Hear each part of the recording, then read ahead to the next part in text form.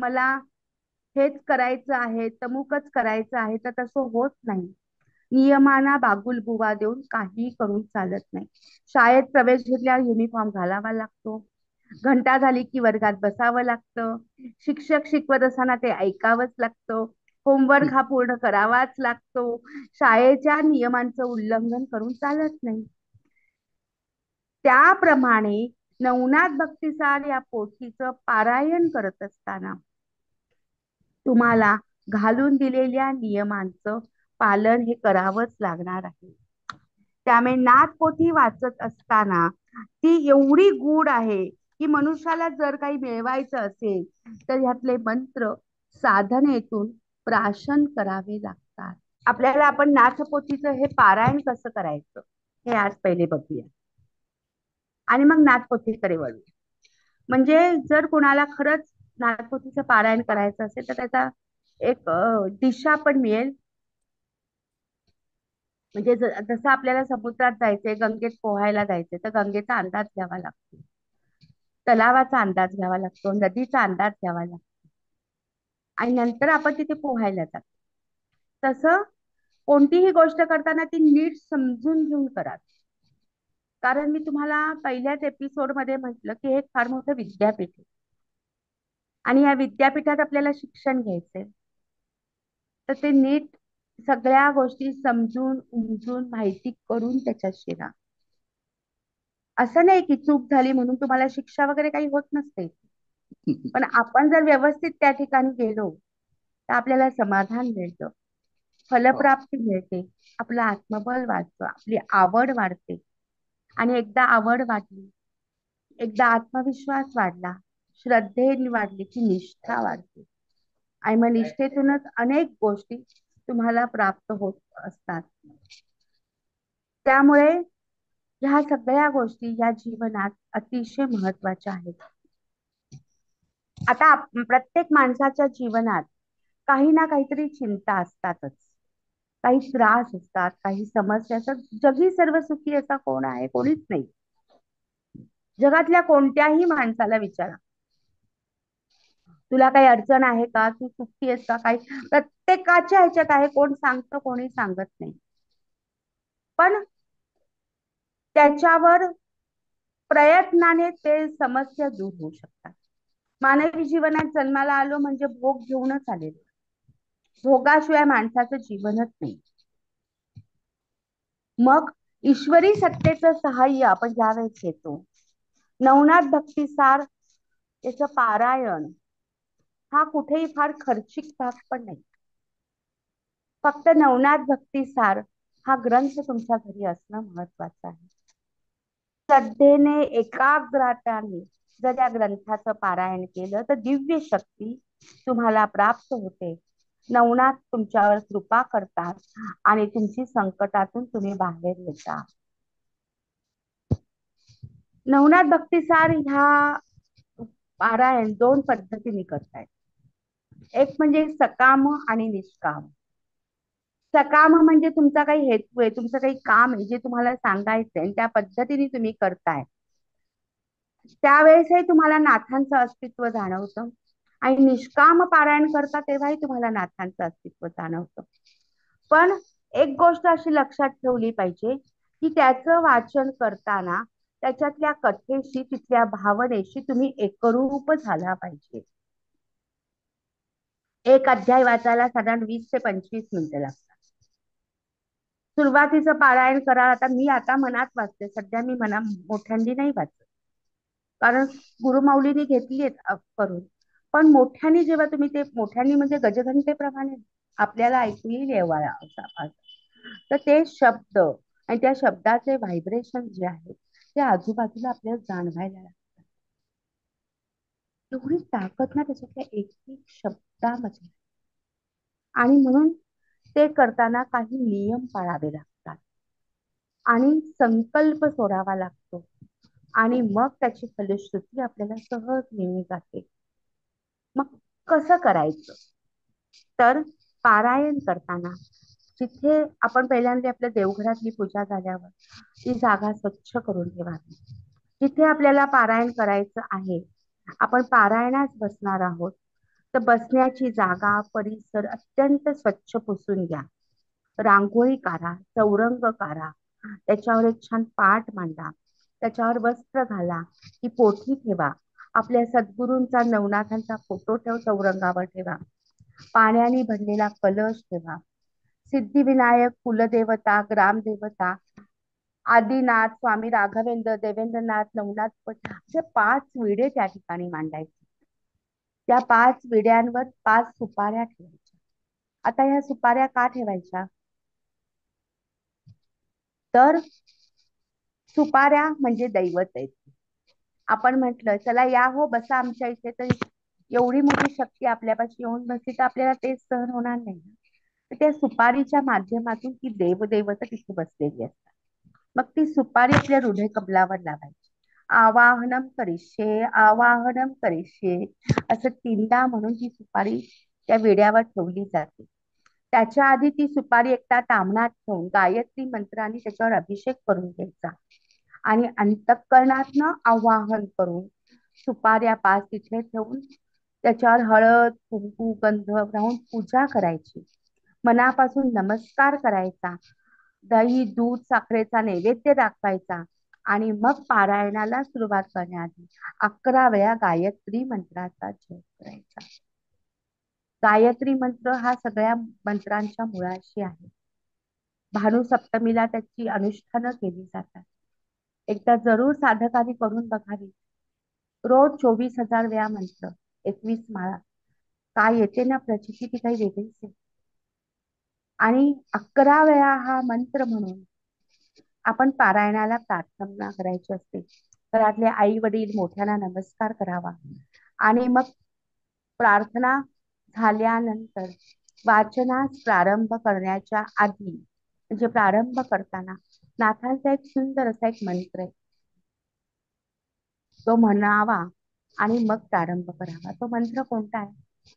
आगम अगोचर नाथ तुम परब्रह्म अवतार.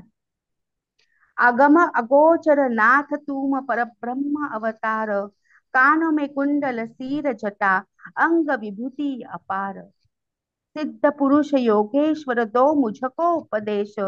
हर समय सेवा करू शुभ श्याम आदेश. असं म्हणून नाथांचा आदेश घ्यायचा आणि मग का ताम्हणात पळी पंचपात्र घेऊन आपण संकल्प सोडायचा. काही उद्दिष्टांसाठी करणार असू तर त्या नाथांना सांगायचं मी कोणत्या कामासाठी करतोय, मी किती दिवसात पारायण पूर्ण करणार आहे, मी सकाळी सूर्यसाक्षीने आणि संध्याकाळी सूर्यसाक्षी चंद्रसाक्षीने बसणार आहे का फक्त सकाळी करणार आहे, हे सगळं त्यांना सांगायचं. जसं घरात आपण कोणत्याही गोष्टीचा निर्णय घेताना मोठ्या माणसांशी बोलतो, त्यांना प्रामाणिकपणे पारदर्शकपणे सगळं सांगतो, तेव्हा आपल्या या गुरुमाऊलीला प्रत्येक गोष्ट त्यांना माहिती असते, त्यांना कळतच असतं. पण आपण किती सांगतोय आणि आपण काय करतोय ते पण ते बघत असतात. आपण गेलेली थुंकी सुद्धा त्यांच्यापर्यंत जात असते. त्यामुळे प्रत्येक गोष्ट त्यांना सांगायची की मी अशा वेळेस बसणार आहे, अशा वेळेस अमुक करणार आहे. त्यावेळेस गुरुमाऊली आपली वाट पाहत असते आणि आपली वाट आपल्या गुरुमाऊलीने पाहावी याच्यासारखं फार मोठं जगातलं महत्भाग्य कोणतंच असू शकत नाही. गुरुमाऊली आपली वाट पाहते, ही ओढ आपल्यालाही समजली पाहिजे आणि ती साधनेतून समजते. आणि मग हातात एक नारळ घ्यायचा, त्याच्यावर हळद कुंकू भस्म लावून बसण्याआधी भक्तिपूर्वक अंतःकरणातनं संकल्प करून तो ज्ञानमाऊलीच्या तिथे ठेवायचा, चौरंगाजवळ ठेवायचा. तो संपूर्ण पारायण पूर्ण होईस तो नारळ तिथे ठेवायचा.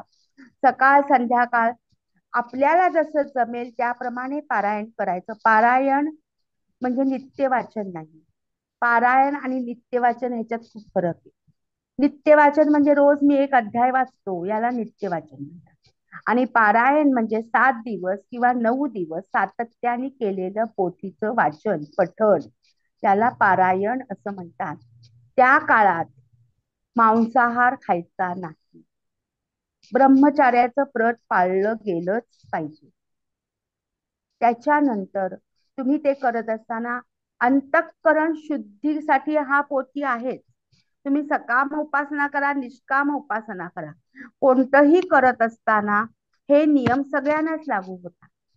त्याच्यानंतर वाचन, सूर्य जेव्हा उगवतो सूर्य साक्षीने ते केलं, चंद्र साक्षीने करणं हे महत्वाचं असतं.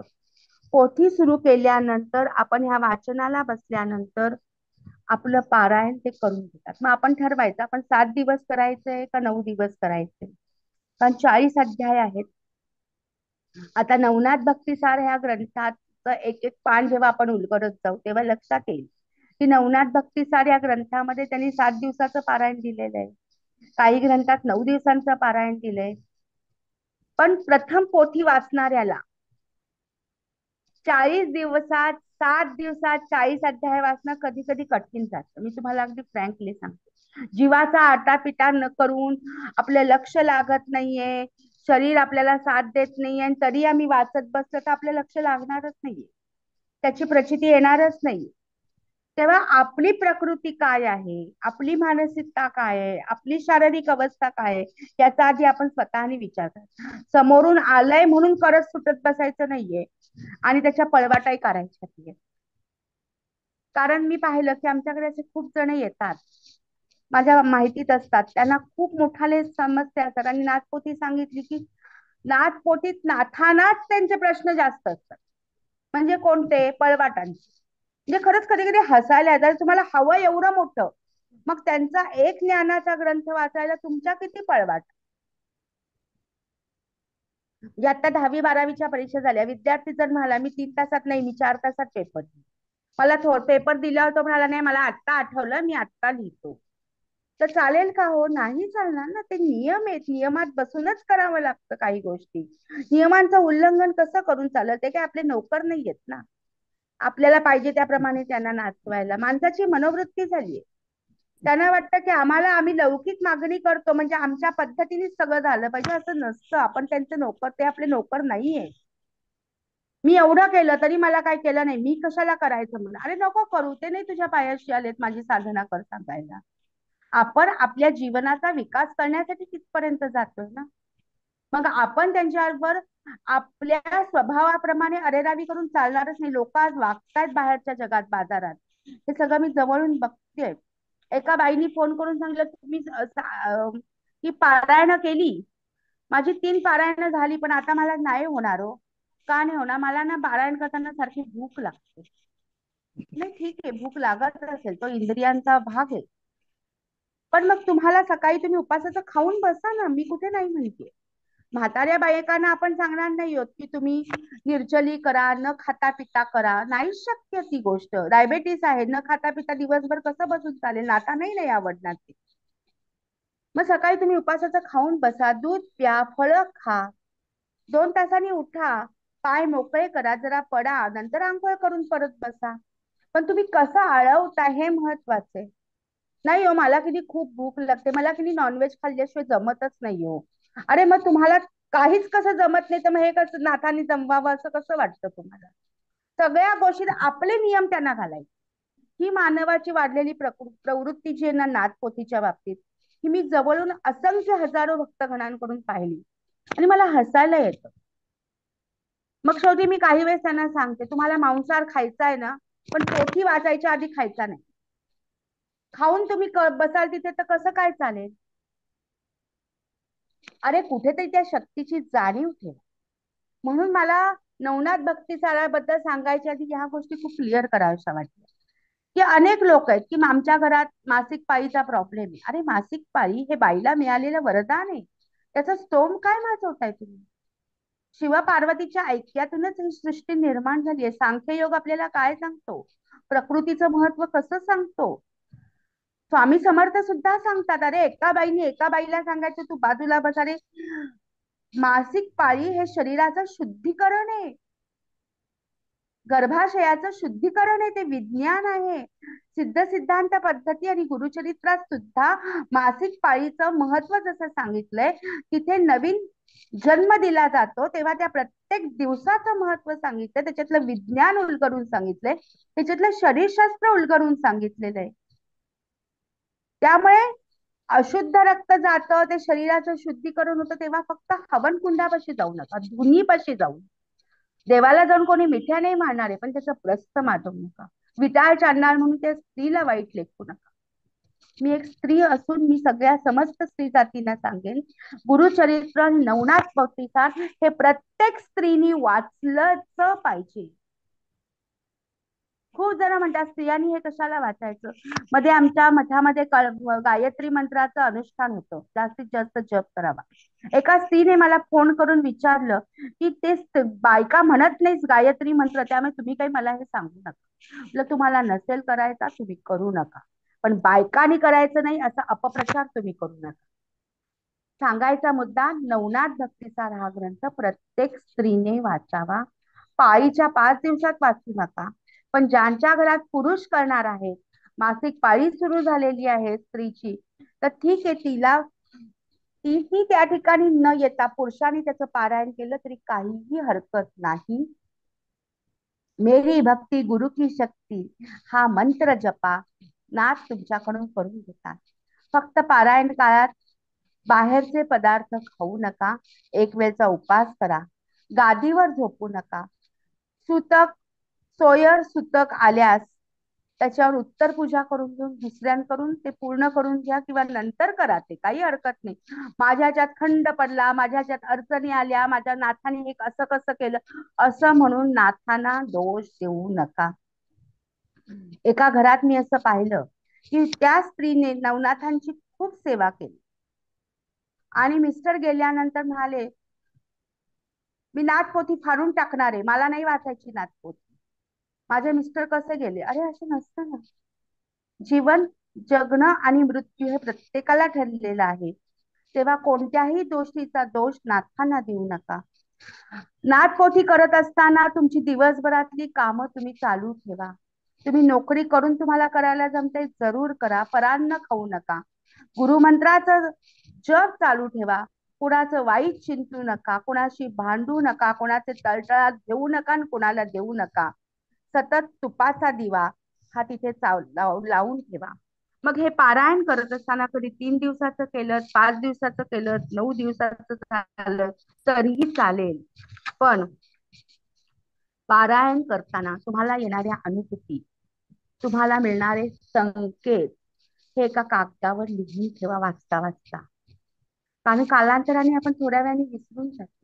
काही संकेत मिळतात, काही फुल पडतं, काही वेळेस सुगंध येतो, काही वेळेस आपल्या मनात अनंत विचार येत असतात, तरी आपण वाचत राहतो. वाचत राहा. मनात असंख्य विचार आले म्हणून वाचणं थांबवू नका. लाटांवर लाटा, लाटांवर लाटा येतात, परत पाणी येणं सुरूच राहतं. त्यामुळे आपल्या विचारांचे तरंग आले तरी नाथपोथी वाचणं थांबवू नका. घरातला वास्तुदोष असेल, क्लेश असतील, चिंता असतील, प्रसन्नता नसेल घरात, बाहेरच्या कोणत्या गोष्टी असतील, तुमचे असंख्य समस्या असतील, सगळ्यावर ही नाथ शक्ती तुम्हाला उभी करते, तुमच्या आयुष्यात तुम्हाला यश देते, असाध्य आजारही बरे करते आणि तुमची आत्मशक्ती जागृत करते, अशी ही नाथ पोथीची ख्याती आहे. पण एक लक्षात घ्या, नवनाथ भक्तिसार हा ग्रंथ वाचत असताना ही हळद हो गोरी होणार नाही, जादूची कांदी फिरल्यासारखं होणार नाही की मी आज बसते 9 दिवसाचं पारायण केलं अजून नाही झालं, असं कसं. अरे आपण काय एवढे मोठे तपस्वी होत का? उलट आपण सामान्य आहोत म्हणून आम्हाला असामान्य शक्ती पुढे झुकतोय. तेव्हा चिकाटीनी श्रद्धेनी या नवनाथ भक्तिसार ग्रंथाकडे बघा, शरणागती पत्करा. रात्रीच्या गर्भात उद्याचा असे उष्यक काल हे कायम लक्षात ठेवा आणि नाथांच्या कृपेचा प्रसाद प्रत्यय घेतल्याशिवाय तुम्हाला नाथ सोडणार नाही. हे त्रिवाळ सत्य नवनाथ पोथीचं पारायण करताना करा. त्यामुळे नवनाथ भक्तिसार पोथी ही काय आहे तर सद्गुरूंचं फार मोठं स्थान आहे. आणि त्यामुळे ही पोथी वाचत असताना देवेंद्रनाथांनी दिलेला एक आदेश जो आहे तो मी तुम्हाला सांगते आणि मग या पोथीचं पारायण करा. गुरुचं स्थान काय आहे? कारण नवनाथ भक्तिसार म्हणजे सद्गुरूंचं चरित्र गाथा. सद्गुरूंचं स्थान. आणि मग हे सद्गुरूंचं स्थान कसं आहे ते सद्गुरु माऊली कशी सांगते बघा. गुरु का स्थान शिष्यों के हृदय में होता है.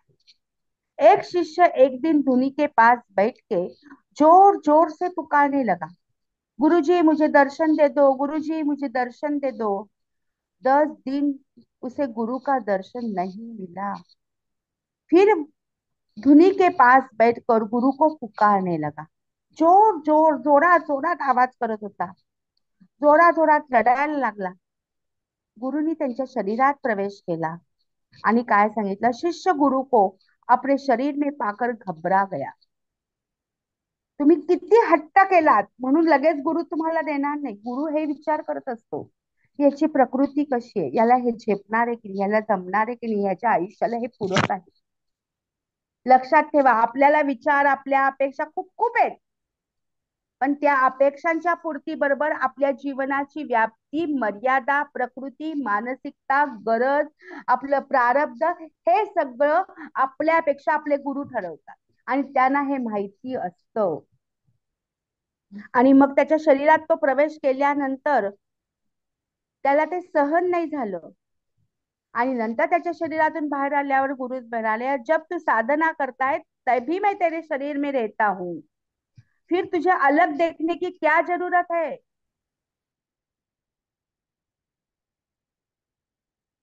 मैं तुम्हारे शरीर में रहता हूँ, फिर तुझे अलग देखने की क्या जरूरत है. यही मैं तुम लोगों को कहता हूँ, जब शिष्य साधना करता है तो गुरु उसके शरीर में रहता है और साधना के समय शिष्य और गुरु अलग नहीं रहते. साधक में सुविचार और सदाचार चाहिए, साधक साधनाशील चाहिए. त्यामुळे तुम्ही पोथी वाचा, मंत्र म्हणा, आरती करा, मंत्र साधना करा, गुरु तुमच्या शरीरातून ते करून घेत असतात. मग वेगळी दर्शनाची अपेक्षा करायत मोठ्या मोठ्याने ओरडण्यात काय अर्थ आहे. आज नवनाथ भक्तिसार या ग्रंथामध्ये करून घेतलेली साधना आणि गुरु शिष्यांच्या जोड्या हे सगळं सांगतात की मी तुमच्याच बरोबर आहे, तो शोधा, बघा आणि माझ्या हातात हात घालून पुढे चला. नवनाथ भक्तिसार 40 अध्याय हे असेच आपल्याला हातात हात घालून पुढे नेतात. आणि म्हणून पहिला अध्याय हा कसा सुरू झाला, नवनाथ भक्तिसाच्या नवनाथांची निर्मिती कशी झाली, भगवान कृष्णाने काय सांगितलं, हे आता आपण पुढे बघणार आहोत.